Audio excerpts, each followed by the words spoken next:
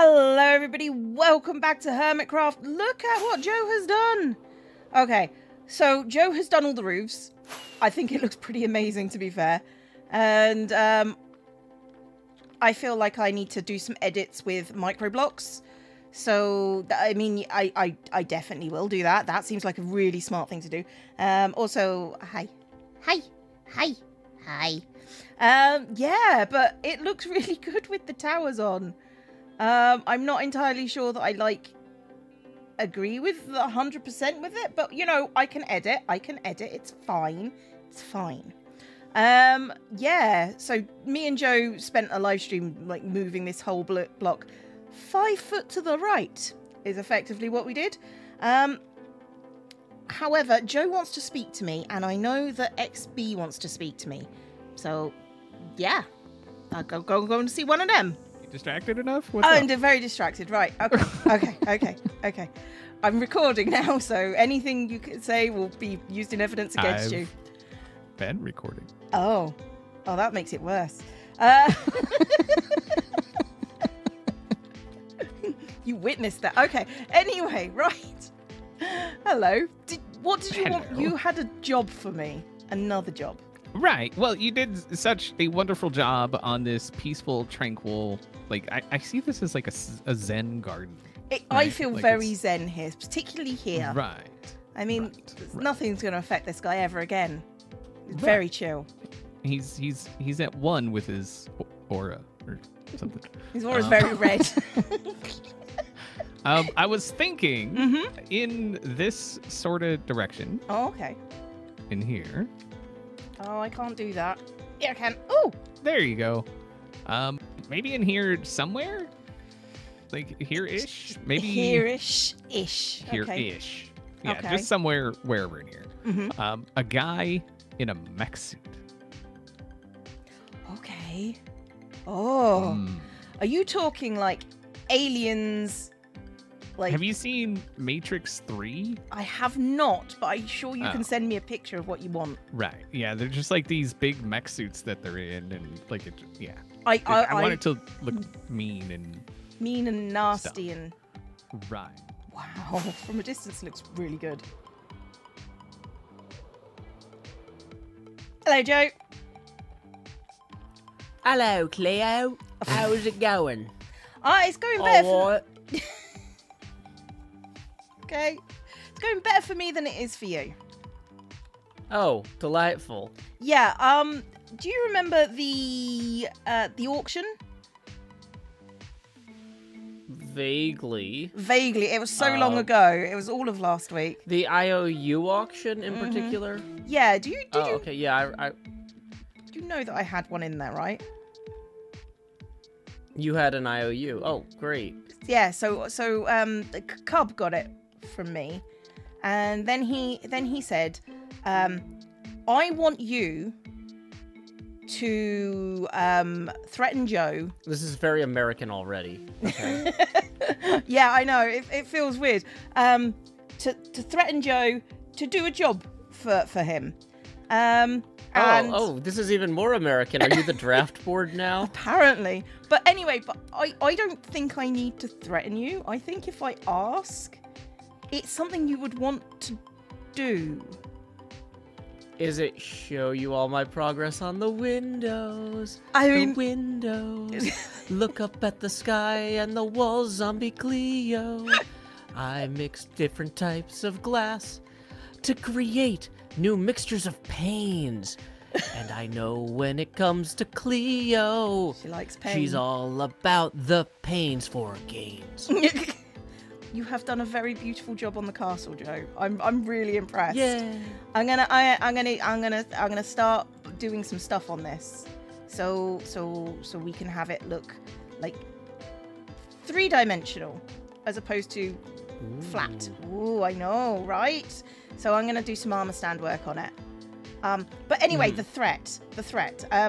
Oh, no. Oh, the threat. Sorry, I just get sidetracked sometimes when people are threatening me. I know. I've seen you sing multiple times at me when I'm threatening you. So anyway, Cub says he wants a poem about his canyon. Okay. And Wow, I've got to threaten you. That's kind of a tall order. Yeah. You know, because a poem has to be deep, you know, especially when it's about a canyon. Did he have any particular poet in mind he wants me to draw from? He did not say. He just says, I want a poem about the canyon. And in order to threaten you appropriately, he gave me the location of a charged creeper. Now, I figure that's more of a gift to you. Okay. So you can have a charged creeper do whatever you like. So. Well, I mean, I can't imagine successfully relocating a charged creeper, so I hope this isn't near any, like, major population centers. I don't know. I haven't been to check it out, but I figured you might want one just randomly. All right. So I had a little chat with Joe, and the general consensus seems to be that I can do my magic on this side, but not on this side, because we apparently, I don't know this, we might have to rip out the whole thing and start again.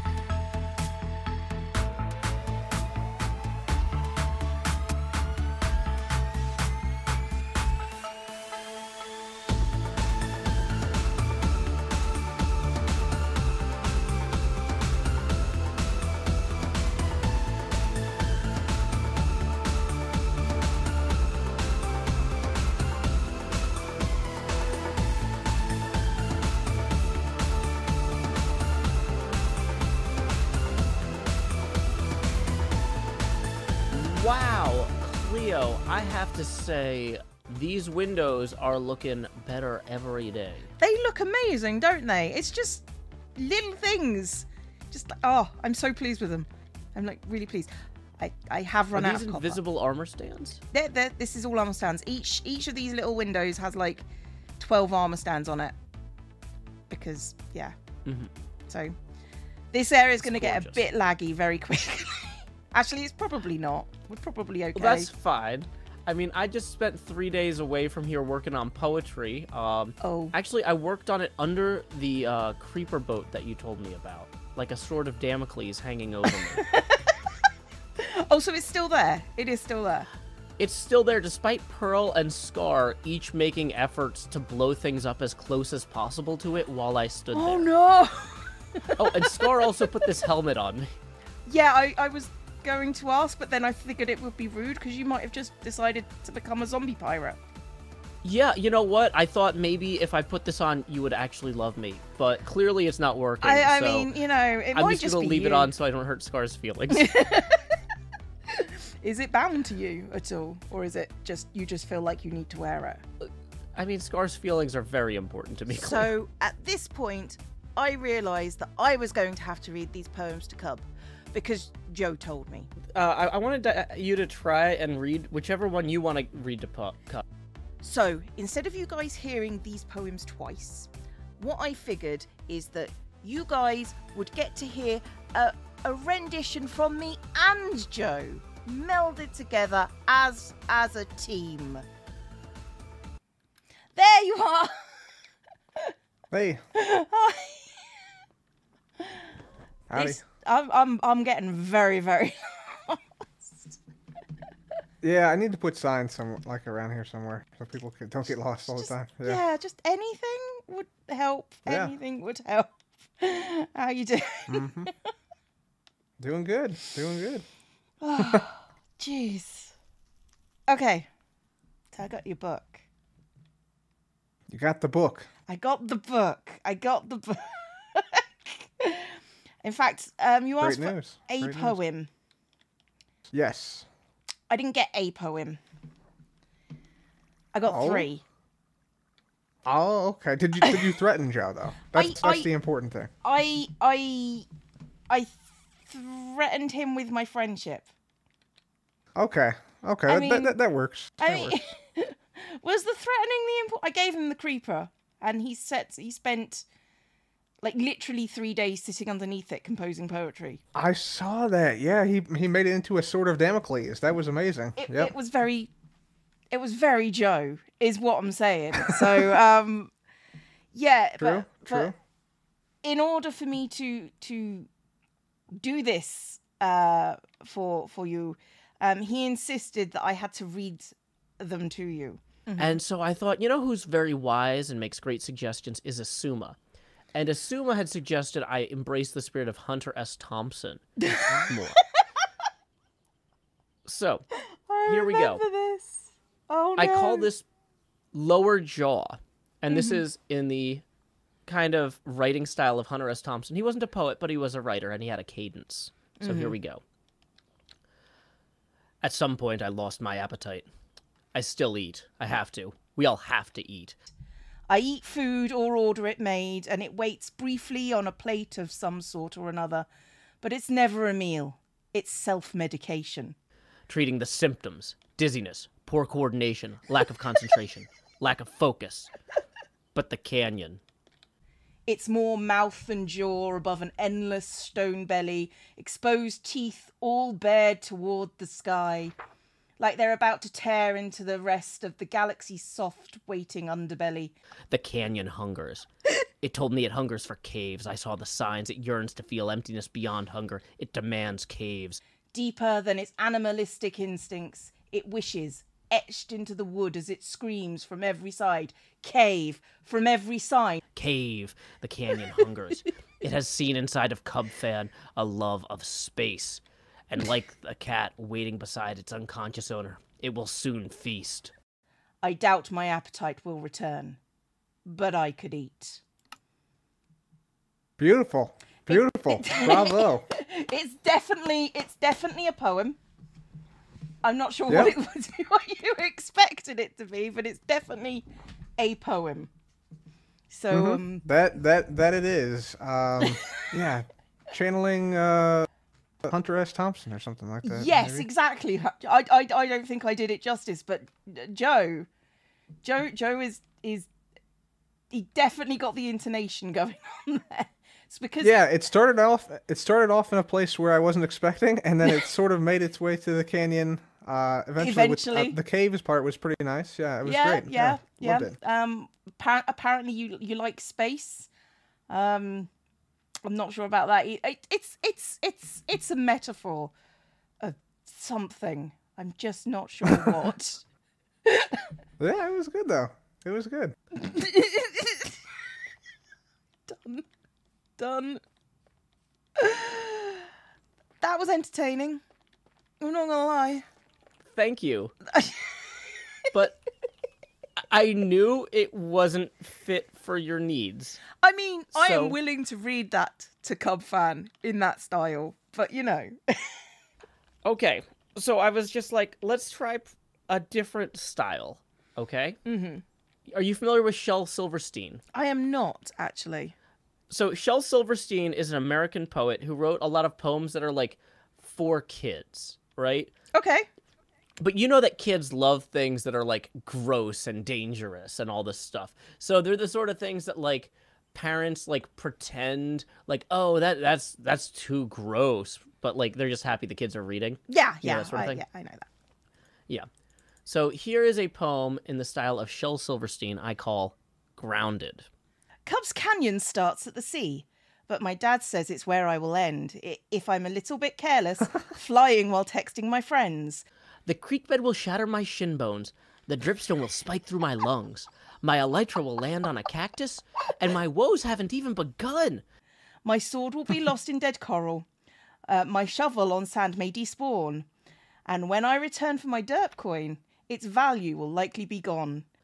But that is not all, gentle listener. My father's warning forebode. If I die texting and flying, I won't just lose items alone. My dad said if I'm dead in Cubs Canyon. He's taking my phone. Nice one. Yeah, That was pretty clever. That's Yeah. more Seussian, I feel, but not quite. He did describe it to me, but then, you know, it's Joe. I stopped listening. It's like, Yeah, kind of a nice. It's kind of a nice little roller coaster pace on that one. You know, just kind of like da da da da da da da da da da da da. It's bouncy. It's up and down like your canyon. So you know that's exactly. Yeah, exactly. So here's the thing: is I started aiming for Larkin via Yeats and Hardy, and I think I somehow ended up around Coleridge. So here we go. Let's go. This one's called The Drifting Sandman. Oh no. I can cup my hands and lift red sands and let them fall toward the orange powder below. Bouncing off crystals and cacti as they flow, I lean over once more and scoop such iron-rich silicate, dropping it between my fingertips. As I stride along the canyon's lip, the wind rippling and lifting it before it drifts down to the dry creek bed below, meeting its raw ferocity with the gentleness of powdered snow. The gorge meanders a ways across a continent unnamed, and I meander with it. I age, and my joints creak. As I gaze up at petrified trees, and I want to rest when the moon next rises. To dream a bit beneath the stars, my mind adrift like the sand I lift. Carried by the wind in crimson cascade, past the reaching stone below, beyond the lava pools and waterfalls to visions bold and sights unique. And yet a voice compels me onward, along the gorge's edge, at every deceptive promise of sunset. Time to shriep! Time to shriep! Time to shriep! He suggested I get B-dubs here, but you know, B-dubs is like timescale is not the same as the rest of us. But yeah. Yeah, those are. Yeah, those are all really nice. Yeah, those are great. I'm gonna. That's your book, because that's yours now. Perfect, he said make a copy of it because it's the only one on the server. So. Oh, okay, yeah, I'll definitely make a copy of it. Yeah, for sure. Yeah. So you got like triple value for your. Yeah. Lower Jaw. We got Grounded, and we got The Drifting Sandman. Yeah. 3 great poems from Joe. I'd say that's a job well done, Cleo. Thank you very much. I'm very appreciative of the fact that now my debt is ended, and Your debt is repaid. Yes. Yes. Indeed. Finally. Indeed. That was great. Man. That was awesome. What a value! I was expecting just 1 poem. I got 3. You got 3, and you got a performance. You know, yes, not the best performance from me, but they were definitely a performance. So what I really want to do. This is the best value I've ever gotten for any IOU. I have to say, man, oh man. Yeah. I'm glad. I think it might be the only IOU you've ever gotten. Maybe I had one in the past season, but yeah, this season, yeah, definitely. Excellent. Well, I'm glad you like it. However, next time you need to threaten Joe on your own, because. Okay. Yep. All right, so let's go for what I figured was actually the most difficult part of the castle. It was this pathway down towards the end goes up in a 4-leaf clover kind of deal. You can sort of see me just building the roadway down, but that roadway goes under itself like 3 different times. So it goes through a guardhouse right at the front, and you can sort of see me plotting out with the stone just to make sure that I know what is going on, because I already mapped out this road once and I didn't think it looked the way it did on the model that me and Joe made together. We made papercraft models of this castle. Joe's still making his. We do it like usually Tuesday, but maybe not this week. I think we're doing it Thursday instead. But anyway, it does this 4-leaf loop-de-loop, and this is me just trying to figure out how to get this loop-de-loop. This turned out to be wrong. I'll show you the real one in a minute. But yeah, it goes under itself. It just keeps on swirling around. So I do mess with the garden a bit that you can see just over there, because actually what I'm doing now is completely wrong. It does need to be turned 45 degrees to the left, but you know, it's definitely something that needed a lot of work. And now that this is actually finished and fixed, and we can put the final walls in on the side, which means I can bring in like gem and maybe pearl to do trees and all sorts of fiddly bits with maybe the walls. So yeah, that's basically where I am. This is like the final kind of swirly run. It's such a difficult little build kind of thing, because it doesn't look on a map the way it looks in a model, and it was so difficult. But I really enjoyed the challenge, and not so much the execution of it. It was tricky. I am so excited about this build. I mean, you can see sort of like my handiwork on the windows back there, but also this engineering job, let's call it an engineering job because that's what it was, on this road was a piece of work. You can sort of see it comes down there, out of that gatehouse, swirls around. This used to be horizontal, and I had to move it 45 degrees so it would sort of match up with here. It swirls around. This is a real, like guys, this is a real castle. This road is real. This is what it actually does. I think it was like this because it was too steep in real life, but it genuinely looks like this. So it comes out there, swirls around here, goes underneath. I do need to put in walls, I am aware. And then it goes around and swirls around these little courtyard bits. I might use my gem thing to get like a little tree or something in there, but you know, it is what it is. And then it comes back out here and it swirls around once again, and it comes out. It comes out on this side though, near the trees. I personally was expecting it to come out the other side, but apparently no, this is where it comes out. So yeah, I mean, it's been a job. It's been a job. If you've been wondering where the videos were, that this road and this castle and those windows, that's where all the time's gone. I'm very sorry. But it's here now, and you got to hear poetry read by both me and Josepha Hills. So, on that note, I've been Zombie Cleo. This has been Hermitcraft. Class, dismissed.